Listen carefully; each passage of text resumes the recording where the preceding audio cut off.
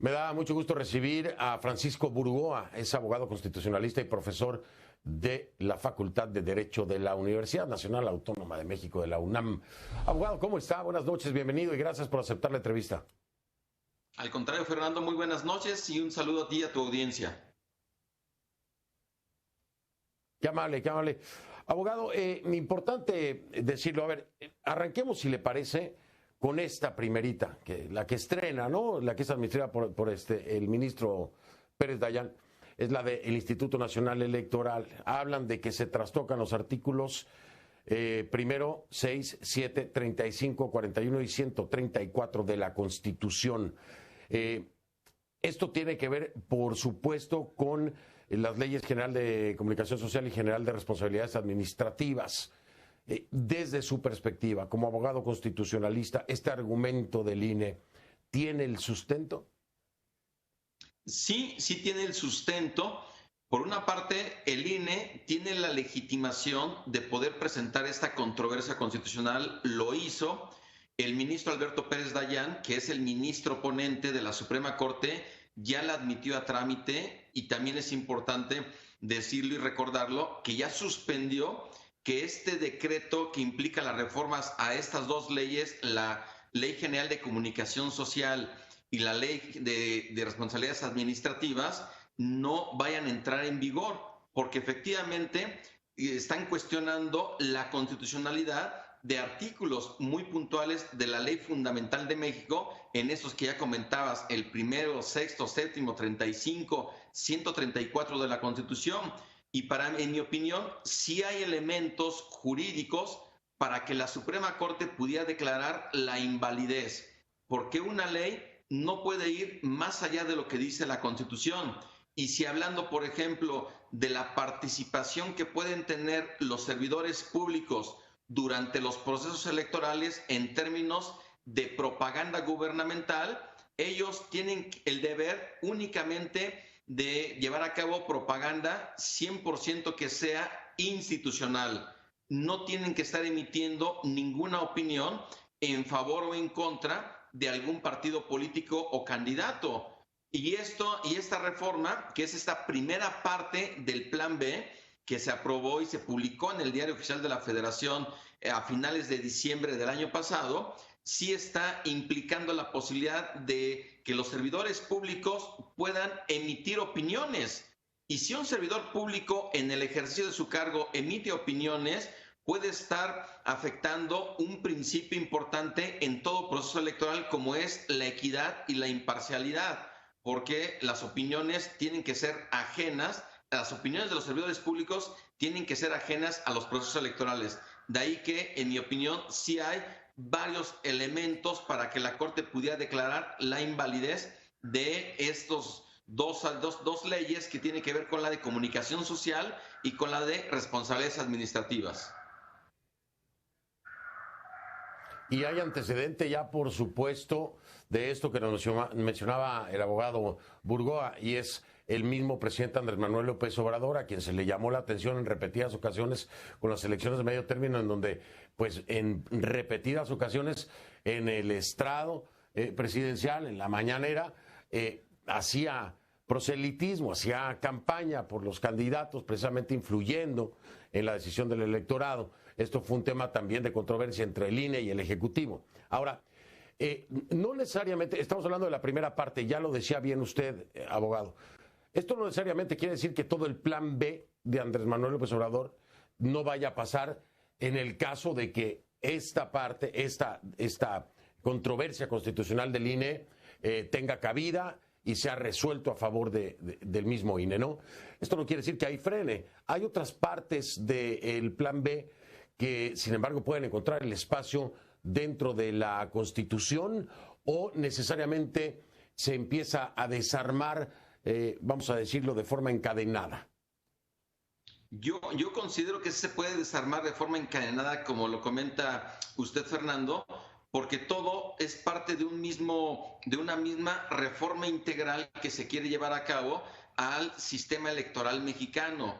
Porque el hecho de que se haya llevado a cabo, por una parte, un proceso legislativo que ha tenido vicios, es decir, desde la forma en cómo se ha planteado el desarrollo de este proceso legislativo, de este plan B en sus dos partes, una que ya se publicó y otra que está a punto de publicarse, ha tenido varias fallas en el proceso, porque no ha habido una deliberación apropiada, no ha existido la posibilidad de que se estén cumpliendo con pasos del proceso legislativo, lo que es, por ejemplo, la máxima publicidad para que puedan conocer los legisladores lo que están aprobando. Porque lo que hizo Morena y sus aliados, tanto en la Cámara de Diputados como en la Cámara de Senadores, fue imponer sus mayorías, dejando que las minorías tuvieran un mínimo margen de poder discutir, de poder deliberar y sobre todo de poder hacer entender que estas reformas que se están aprobando son contrarias a la Constitución, porque dentro de esa parte que se puede ir viendo que de forma encadenada, tanto la primera parte pudiera ser declarada inconstitucional y también esta segunda parte de la reforma electoral también pudiera ser declarada inconstitucional, yo veo que sí, en dos aspectos generales. Uno, en cuanto a la forma, es decir, en cuanto al proceso legislativo. Y la otra parte tiene que ver ya con aspectos muy puntuales de la reforma, porque están atentando contra principios que deben de regir el proceso electoral. Por ejemplo, un proceso electoral tiene que tener una certeza, una confiabilidad, transparencia, máxima publicidad, y son principios que están trastocando esta reforma. Y esta parte sí es, digamos, parte de lo que se tiene que estar analizando al interior de la Suprema Corte. A ver, son 400 artículos de leyes en materia electoral los que serían trastocados más o menos aproximadamente con este plan B, ¿no? Ya hablábamos de la primera parte, esta que ya tuvo su primera controversia, que viene del INE. Dentro de estas leyes, ¿cuáles son las que se están trastocando? La Ley General de Instituciones y Procedimientos Electorales, la Ley General de Partidos Políticos, Ley Orgánica del Poder Judicial de la Federación, Ley General de los Medios de Impugnación en materia electoral, principalmente estas cuatro. De estas cuatro, ¿dónde podemos encontrar, se lo voy a decir muy coloquialmente, abogado, más carnita en el ámbito constitucional para presentar controversias que evidentemente debilitan el plan B de AMLO? En todas hay elementos, pero indudablemente en donde hay más carnita, Fernando, es en la Ley General de Instituciones y Procedimientos Electorales, porque ahí está afectando la estructura del Instituto Nacional Electoral, porque implica el despido de más del 80% de las personas que trabajan en el Servicio Profesional Electoral Nacional. Y, por ejemplo, esto trastoca el artículo 41 de la Constitución, cuando se habla que los servidores públicos que integran el Instituto Nacional Electoral deben ser personas con una capacidad técnica, y el hecho de despedirlos y de estar compactando las funciones que actualmente tiene el INE, esto va a implicar una desorganización al momento de llevar a cabo esta, valga la redundancia, organización del proceso electoral del año 2024, que además va a ser el proceso electoral más grande en la historia de México, porque ya vamos a rebasar los 90 millones de ciudadanos que integramos la lista nominal de electores. Entonces, el hecho de estarle quitando atribuciones al INE y al mismo tiempo empezar a dárselas a uno o a otros servidores públicos, una reestructuración de las áreas, esto afecta directamente tanto la parte operativa como la parte técnica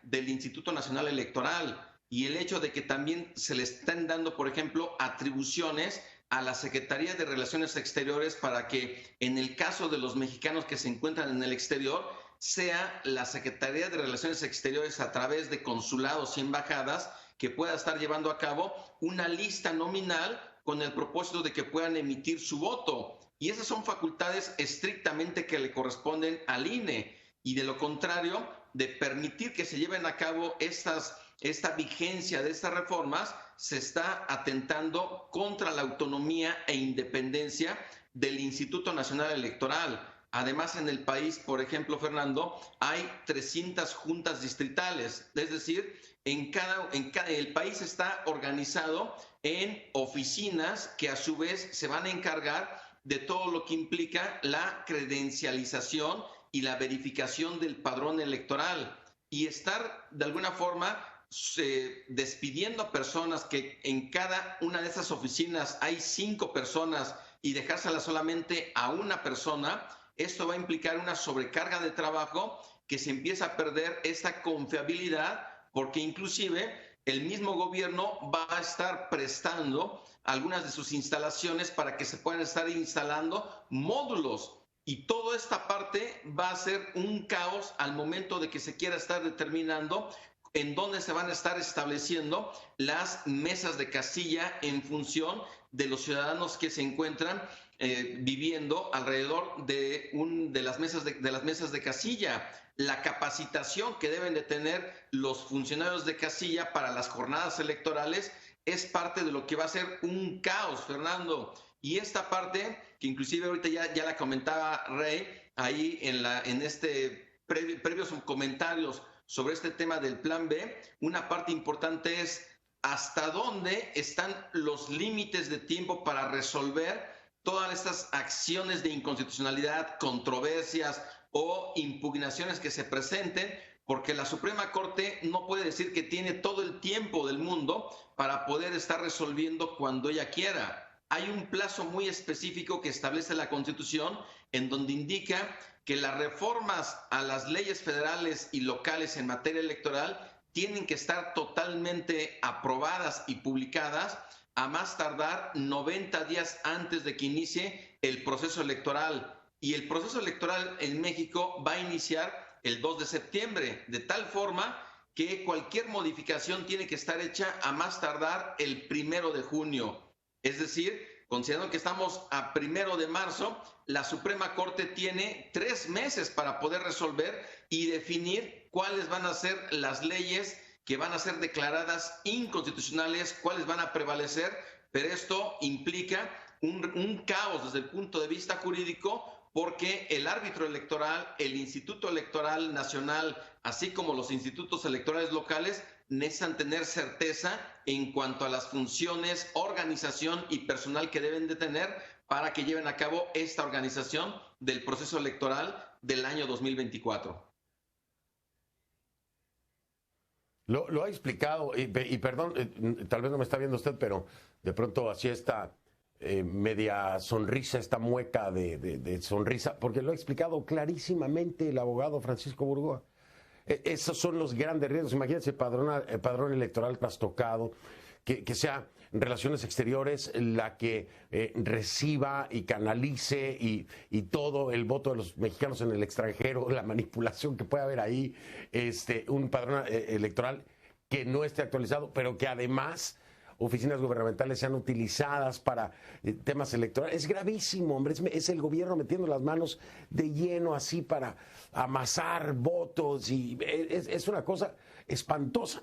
Le digo, medio me sonreía porque es que es tan evidente, tan claro. Vamos a tener que hablar en otra ocasión para profundizar un poco más, abogado, porque tengo otro tema esta noche, pero importantísimo lo del tema, se lo decía yo a Rey también lo decía, usted también lo dice, el tiempo, ¿no?